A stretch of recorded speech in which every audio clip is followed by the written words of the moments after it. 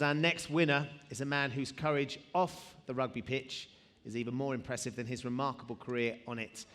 Gareth Thomas's bravery in first of all coming out as gay and then this year sharing his HIV diagnosis with the world has inspired millions and given hope to men and women everywhere who, thanks to Gareth, now know they are not alone. Here's just a taster of what makes a true sporting great. Gareth Thomas is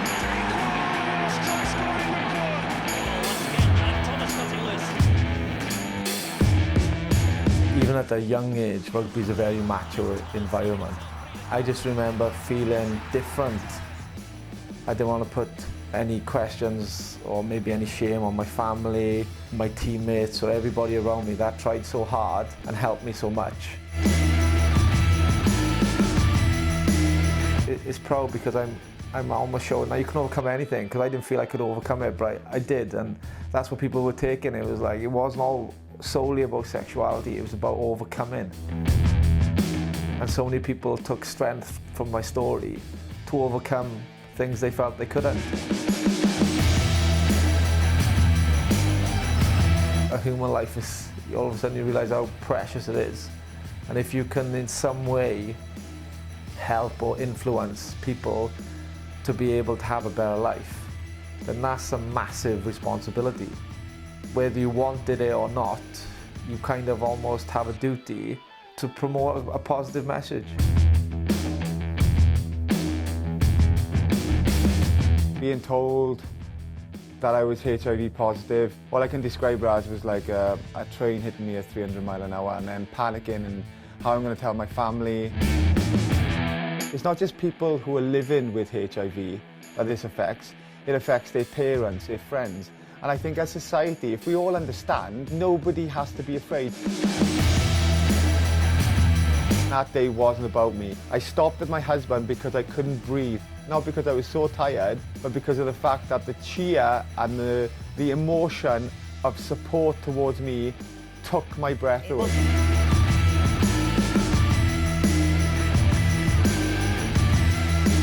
I've come out fighting to try and change the views of not just people living with it, but people who are affected by it and society in general, so we have the knowledge just to create a better place for people.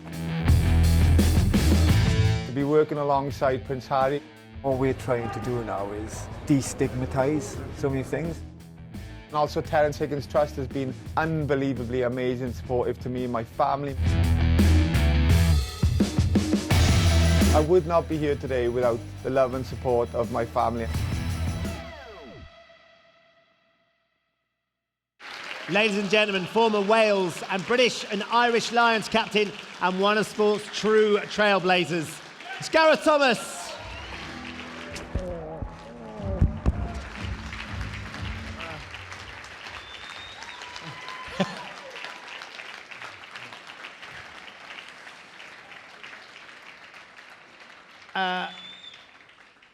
It's quite emotional, this, isn't it? It really is, because I'm being celebrated for something that 6 months ago was something that I wanted basically to die, because I felt that nobody would accept me.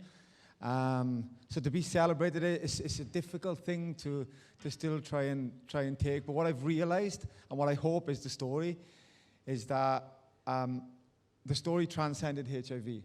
And it made realise that people, and we're all people, amazing athletes, amazing sports people in this room, we're all people and we all have weaknesses and we all have vulnerabilities.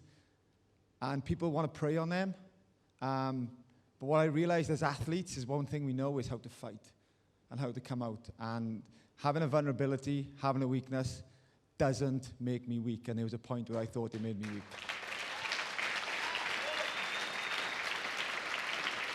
It's just been extraordinary to watch. I mean, even now, like you say, we can see that you're trying to get your head around where we are now as opposed to 6 months ago. Can you believe the reaction that you've had, the positivity, the support, the warmth? I can't, because it wasn't something I was expecting. If it was something I expected, then potentially I wouldn't have kept it the secret it was. But what I do have to say And there's people in here, is like, my environment wasn't created by me, and we all live in environments that are created by other people, and we're afraid of what other people will make that environment. We're afraid of, if we let out these secrets, then they'll make it a horrible place for us to live. And what I really learned, one thing I really learned is that people ain't that bad. You know, they're not that bad. Like, we turn on the telly at the moment, and there's arguments going on, there's people bickering about absolute crap that is so irrelevant to the way we live our lives. And I put faith in society. And if I can thank people in here, if you were part of that society, but more importantly, people out there, is my faith was justified. Because they applauded me. Because they didn't applaud. What they applauded was honesty. And as sports people in here, we know that if you're an honest sportsman, you're a good sportsman. But more importantly, if you're an honest human being, you're a better human being. Very well said.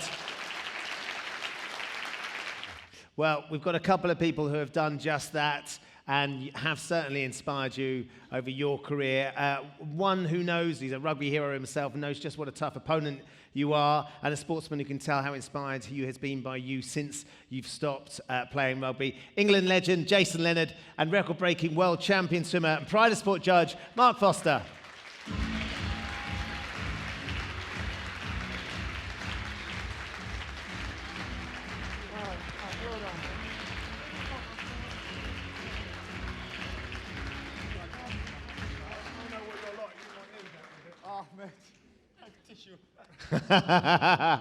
Always giving, Jace, always giving.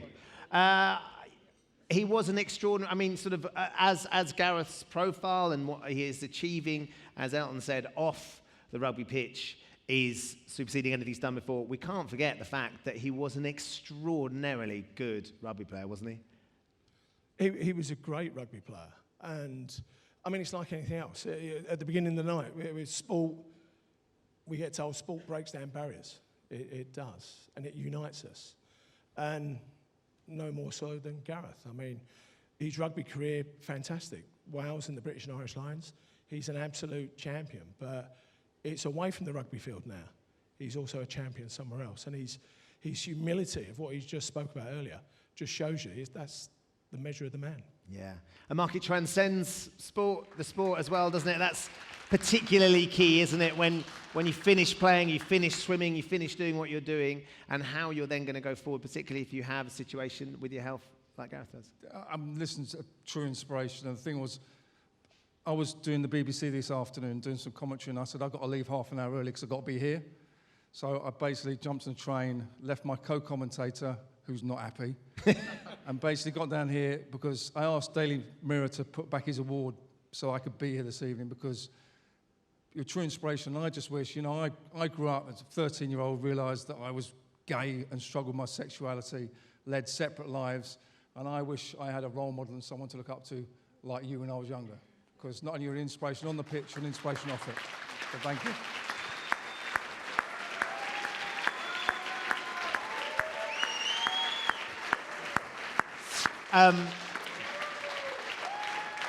Now, you may have noticed that neither Mark or Jason have the award with them. Usually, you'd blame Jason because he often can't remember where he lives. That's not the award you give him, by the way.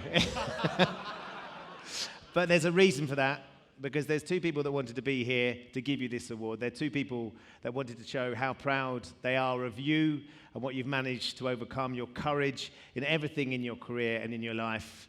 It's your mum and dad. Oh, Barry and Yvonne.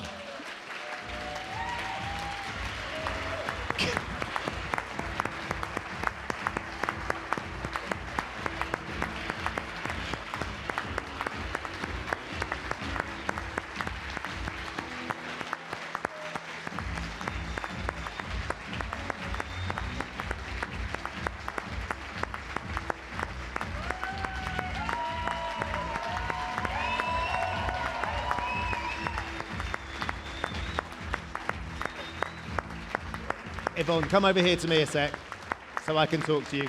Come this way. Come over here, Barry. Now then, while your very emotional son pulls himself together, quite frankly, Yvonne, what was he like as a little boy? Pain. pain. He tried every sport. We spent a fortune on outfits. He'd do it for one season. Cricket, karate. He tried it all. He tried it all. Cost us a fortune. Eventually found his way to rugby, Yeah. which I'd imagine for the family must have been a blessing as well. What with, you know. Well, we spent many Sunday mornings freezing cold. Many Sunday mornings freezing cold with a flask of coffee. Was there any good bits, Yvonne?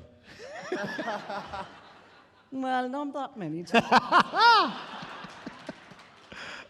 Barry, I'm going to come to you if I may, because what we've seen is your son's extraordinary career, but then more than that, and the courage and the battle that he's had since he's retired. As his father, how is it for you? I'm going to come around this way if I may. How is it for you to watch your son have to go through that? Well, it was very hard, and we had some very dark times. But I think now is, what can I say? It was a bit like a weather forecast, you know, highs, lows. Tempest, storms, but I think thunderbolt and lightning, very, very frightening. But, I won't break into song, because not all Welshmen can sing. But now he's inspiration now and into the way. So has he changed much? Yvonne said he was a right pain when he was young, and has he changed much? Not at all. He had us out of bed this morning at 5:30. I want to know who's looking after the dog. He's in the dog's in the hotel watching, don't worry. So look, let me come back. We're going to leave the last word to you, Gareth, because it's your award.